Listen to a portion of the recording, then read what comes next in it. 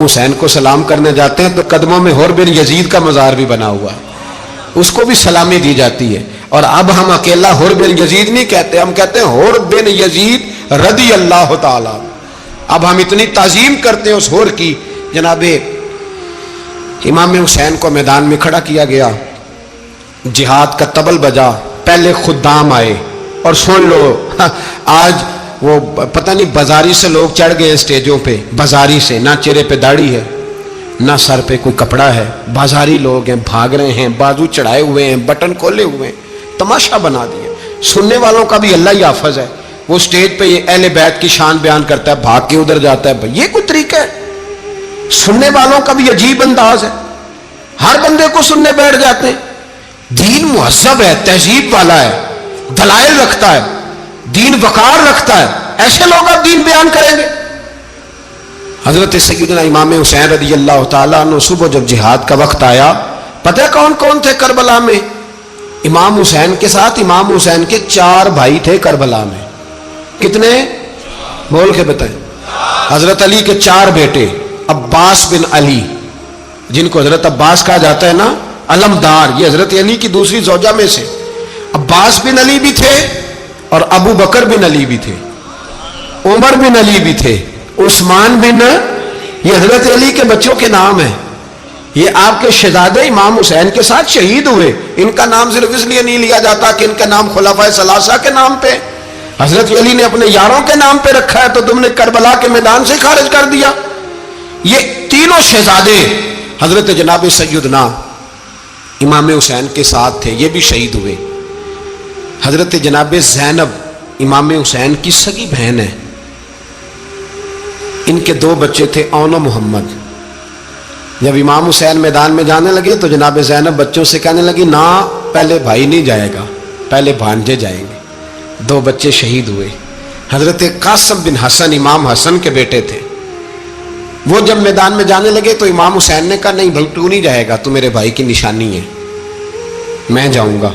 تو حضرت قاسم بن حسن نے ایک تعویذ کھول کے دیا کہ ابا جی میرے والد نے کہا تھا جب بڑی مشکل آ جائے تو تعویذ کھول کے دیکھنا، تو آج بڑی مشکل آئی ہے تو میں نے تعویذ کھولا ہے، تو یہ دیکھیں کیا لکھا ہے، یہ تو رکا ہے، تعویذ ہے ہی نہیں۔ جب کھول کے دیکھا تو اس پہ لکھا تھا، قاسم اگر حسین پہ کوئی کڑا وقت آ جائے تو بیٹھ کے آگے آگے رہنا، اگر کڑا وقت میرے بھائی پہ کبھی آ جائے نا، دیکھنا اس کے آگے آگے چلنا، اسے حسن کی کمی نہ محسوس ہو، پائیاں جہاں ساکھ نہیں کوئی جے وچ خار نہ ہوئے۔ سیدنا امام حسین پہلی دفعہ کربلا میں اس وقت روئے جب یہ رکا، آپ نے دیکھا تو فرمایا ٹھیک ہے، اگر حسن کی یہ وصیت ہے تو میں نے زندگی میں اگر ان کی ہر بات مانی ہے اب بھی مانوں گا، تمہیں اجازت ہے۔ جناب قاسم بن حسن 16 سال کا جوان جب میدان میں نکلے تو ہائے ہائے پتہ نہیں کہاں سے آ گئی ہے۔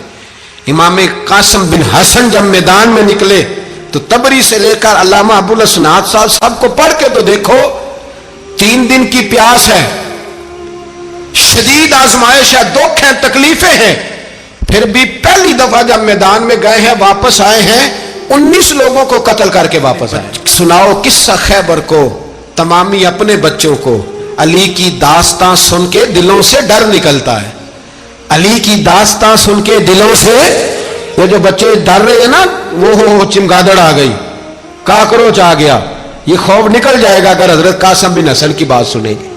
درجنوں لوگ آپ نے قتل کیے۔ ایک دفعہ آئے، کہا چاچا یزید کا لشکر تو بڑا بزدل ہے، اگر چند قطرے پانی میرے حلق سے گزرے تو میں سارے کاٹ کے لے آؤں گا آپ کے پاس، چند قطرے۔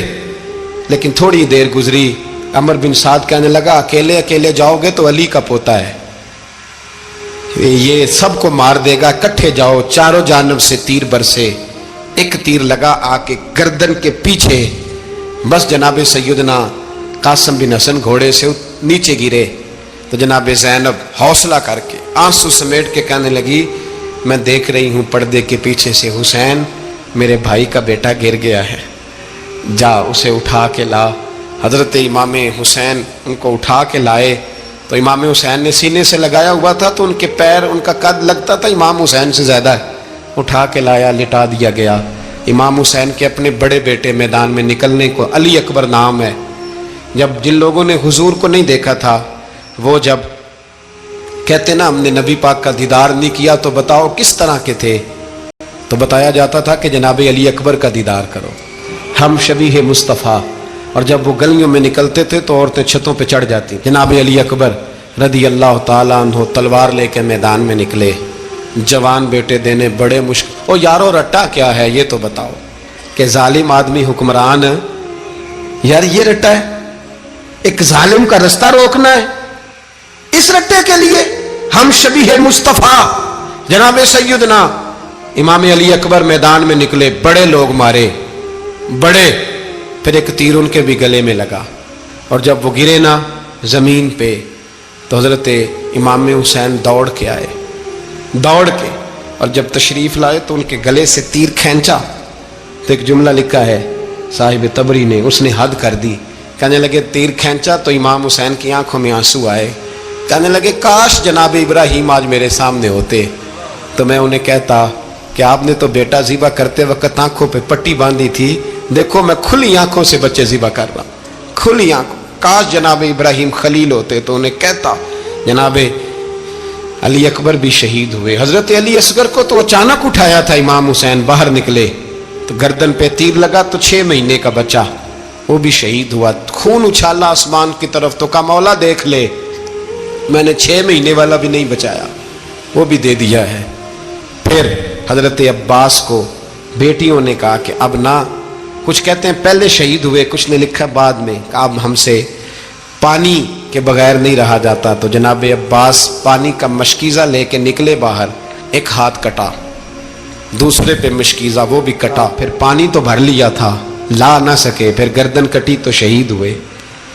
بچوں کی بھی شہادت ہوئی. پر جب ان کا لاشا اٹھایا تو امام حسین کہنے لگے مولا اب نہ حسین کی کمر کمزور ہو گئی ہے، اب کمزور ہو. اور بھائی ایک میت ہو جائے تو 4-5 دن تو پوری آنکھیں نہیں کھلتی. کیسا جری خاندان ہے. تھوڑی دیر گزری تو امام علی مقام نے پٹکا باندھا، سر پہ دستار باندھی، مولا علی کی تلوار پکڑی، نبی پاک کا امامہ باندھا اور گھوڑے پہ سوار ہوئے. تو کہنے لگے زینب گھر تیرے حوالے اور میں اللہ کے حوالے، گھر تیرے حوالے اور میں. اور پھر امام حسین نکلے، امام علی مقام نکلے. راوی کہتے ہیں کہ یہ جلوہ پہلے بھی بڑے سونے تھے پر آج جو رنگ دیکھا وہ کبھی نہیں دیکھا. کیا انداز تھا، جدھر جاتے نعرہ لگاتے تو حد ہو جاتے. اتنے لوگ امام حسین نے کاٹے، اتنے کاٹے، پھر واپس پلٹ کے آئے اور کہنے لگے زینب ذرا پردے کے پیچھے سے دیکھ تو صحیح میری بہن، ان بزدلوں کو جرت ہی نہیں ہو رہی حسین کے مقابلے میں آنے. ایک دوسرے کو دھکا دیتے، تو جا تو جا. پھر اکٹھے وار ہوئے. یہ کون ہے کٹا ہوا، لباس ہے پھٹا ہوا، یہ بال یقین حسین ہے، نبی کا نور عین ہے. پھر چاروں جانب سے تیر برسے. تو امام علی مقام چونکہ نماز کا وقت ہو گیا تھا، اترے گھوڑے سے، خون بہ رہا تھا، گرم ترین ریت سے تیمم کیا، سر سجدے میں رکھا. اور جب شمر آپ کی گردن کاٹنے لگا تو کہنے لگے ٹھہر جا ذرا رب سے ایک بات کر لینے دے. اور پھر بولے امام حسین، کہنے لگے مالک تو اب بتا کہ حسین سے راضی ہے کہ ناراض ہے، تو بتا. تو پھر ایک آواز آئی، یا ایتھا النفس مطمئنہ ارجعی الی ربک راضیۃ مرضیہ. فرمایا نفس مطمئنہ واپس آ جا، تو اللہ سے راضی ہے، اللہ تجھ سے راضی. امام حسین وہاں شہید ہو گئے.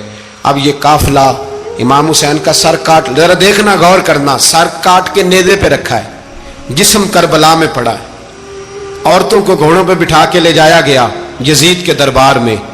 یزید پہلے عبید اللہ ابن زیاد نے بدتمیزی کی، پھر یزید نے کی.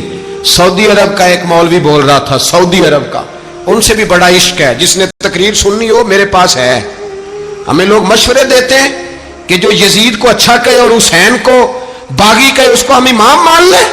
اس بے شرم بے حیا کو جو نبی پاک کے گھرانے کے بارے میں بکے اسے امام. سعودی عرب میں مسجد نبی میں درس دینے والا جس نے تقریر سننی ہو میرے پاس ہے. وہ کہتا ہے یزید تو بڑا اچھا آدمی تھا، اس نے تو بڑی خدمت کی. تو میں نے اسے کہا رشتہ داری کر لا یزید کے ساتھ، قریب ہو جا. شرم نہیں آتی؟ آج بھی نبی پاک کا دل دکھاتے ہو، حیا نہیں آتی، خیال نہیں آتا. اور لوگ گھر میں بیٹھ کے باتیں کرتے ہیں، کہتے ہیں جی جو بیت اللہ میں ہو وہ بھی برا ہو سکتا ہے. بیت اللہ میں تو 360 بت بھی تھے، وہ اچھے تھے. मदीने में तो 360 मुनाफिक भी रहे, पूरी सूरह मुनाफिकून नाज़िल हुई। वो अच्छे थे, अजीब तमाशा बना दिया लोगों ने मजहब का। वो आज बकरा है। आज मेरे पास वीडियो आई है, कहता है यजीद ने तो बड़ी खिदमत, तो उबैदुल्लाह इब्ने ज़ियाद ने कत्ल किया। बेशर्मो, अगर उबैदुल्लाह इब्ने ज़ियाद ने भी कत्ल किया था तो हुकूमत किसकी थी? बोले, बोल के बताए। तो फिर यजीद ने उबैदुल्लाह इब्ने ज़ियाद को सजा क्यों नहीं दी, बल्कि एक जगह 2 गवर्नरियां दी उसको? ये हाल किया। बल्कि सुनो, जो हदीस पाक में आता है वो ये है कि यजीद छड़ियां मार रहा था, छड़ियां। इमाम हुसैन के लबों पे तो नुमान बिन बशीर सहाबी थे, बोल पड़े, कहने लगे ओ यजीद बदबख्त, हाथ पीछे उठा, मुझे अल्लाह की इज्जत की कसम, मैंने सैकड़ों बार नबी पाक को इन होंठों को चूमते देखा है। हजरत जनाबे ज़ैनब औरतों के मजमे में पीछे होके बैठी हैं। यजीद के पास जब पहुंचा लश्कर तो यजीद कहने लगा देखो अल्लाह ने मुझे इज्जत दी और मेरे मुखालिफों का क्या हाल हुआ। तो बीबी ज़ैनब बोल पड़ी। इतने सदमे सहे पर आवाज तवाना है, जानदार है। हजरत सैयदा ज़ैनब ने जब सुना ना कि ये कह रहा है कि मुझे अल्लाह ने इज्जत दी, तो जनाब ज़ैनब बोली, नुमान बिन बशीर कहते हैं बीबी बोली, इतने सदमे हैं पर जनाब ज़ैनब बोली अल्लाह अकबर, इस अंदाज में बोली कि पहले कुरान मजीद की आयत पढ़ी, कहने लगी वतुइज़्ज़ु मन तशा वतुज़िल्लु मन तशा बियदिकल खैर इन्नका अला कुल्लि शैइन कदीर। और फिर कहने लगी यजीद तू बकता है, कहता है कि तू इज्जत वाला हो गया, ये तेरी हुकूमत है, 4 दिन गुजरने दे, तुझ पे कोई लानत भी नहीं बरसाएगा और मेरे भाई का कयामत तक मिंबरों में और खुतबों में जिक्र हुआ करेगा, वक्त गुजरने दे। जब जनाबे बीबी ज़ैनब बोल रही थी तो हुजूर के एक नबीना सहाबी पास बैठे थे, जनाबे नुमान बिन बशीर का हाथ हिलाया, हिला के कहने लगे क्या अली आ गए?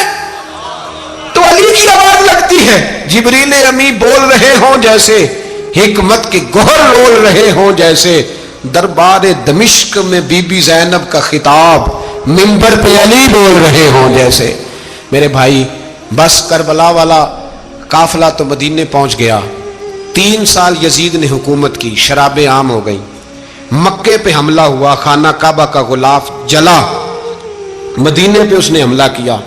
3 दिन मस्जिद नबवी में उसने घोड़े बांधे, मस्जिद नबवी में सहाबा को निकाल के अपना उसने इमाम मुकर्रर किया, लेकिन फिर उम्मत ने उसे कबूल न किया, फिर वो रुसवा हुआ और आज तक वो रुसवा है। लेकिन इमाम हुसैन का नाम कल भी जिंदा था और आज भी